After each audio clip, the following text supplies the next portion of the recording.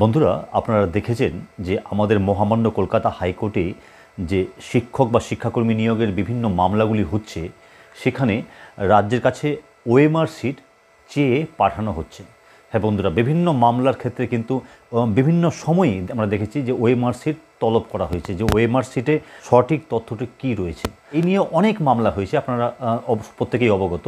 এবং রাজ্য অনেক সময় ওএমআর সিট দেখাতে পেরেছে এবং বেশিরভাগ সময়ই কিন্তু দেখাতে পারছে না, কারণ তাদের যে নিয়ম রয়েছে যে 1 বছর সংরক্ষণ করে রাখার বিধি, তার ফলে তারা ডিস্ট্রয় করে দিচ্ছে ওএমআর। ফলে হাইকোর্টে পরবর্তী ক্ষেত্রে মামলাগুলিতে তারা বিভিন্ন সময় বিভিন্নভাবে সমস্যায় পড়ছে।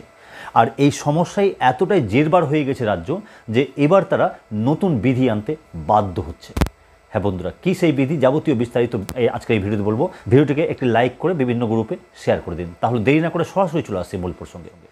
বন্ধুরা, রাজ্যে এর আগে যে নিয়ম ছিল, বিভিন্ন ওএমআর সিট মানে শিক্ষক বা শিক্ষাকর্মী নিয়োগের যে পরীক্ষাগুলো হতো, তার ওএমআর সিট 1 বছর সংরক্ষণ করে রাখার বিধি। আর সেই বিধিটা পরিবর্তন এনে রাজ্য এবার 10 বছর সংরক্ষণ করতে চাইছে। যদিও স্কুল সার্ভিস কমিশন প্রস্তাব দিয়েছে যে 1 বছরটা বাড়িয়ে 2 বছর করা হোক, 2 বছর পরে সেই ওএমআরটাকে ডিস্ট্রয় করা হোক, কিন্তু রাজ্য এমনভাবে ঠেলাই পড়েছে যে 2 বছর না 10 বছর সংরক্ষণ করে রাখতে চাইছে। কারণ 10 বছরের মধ্যে যে কোনো সময় আমাদের মহামান্য হাইকোর্টে বা সুপ্রিম কোর্টে মামলা হলেও হতে পারে, এবং তার ফলে তারা যাতে সেই ওএমআরটা বের করে দেখাতে পারে, যাতে তাতে ওএমআর ডিস্ট্রয় করার ফলে যে সমস্যায় পড়তে হচ্ছে সেই সমস্যায় নতুন করে পড়তে না হয়, তার জন্য তারা 10 বছর সংরক্ষণ করে রাখতে চাইছে এরপর থেকে। তাহলে বুঝতেই পারছেন যে কতটা চাপে পড়েছে রাজ্য।